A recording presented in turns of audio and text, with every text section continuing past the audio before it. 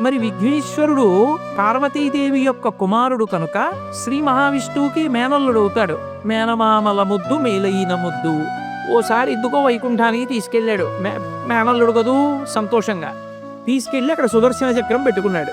ఇదేమిటో బాగుందని తీసి తొండంలో కింద పెట్టి మింగేశాడు. అయ్యబాబో, ఇది శత్రు సంహారకమైనటువంటి సుదర్శన చక్రం రా, దీన్ని మింగేశాడు పిల్లాడిని ఎలా బయటికి తెప్పించాలో అర్థం కాక విష్ణువు మొట్టమొదట ఆ పిల్లాడి ముందు ఇలా చెవులు పట్టుకుని గుంజీలు తీశారు.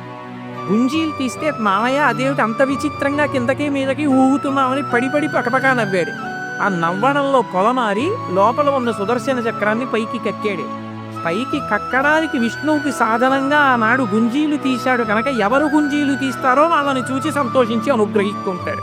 ఇప్పటికీ మీరు పాండిచేరి వెళితే పాండిచేరి రోడ్డు అంతా కూడా గుంజీలు తీస్తూనే కనపడతారు. విఘ్నేశ్వరుడి యొక్క పూజ అంత తేలిక. ఆయన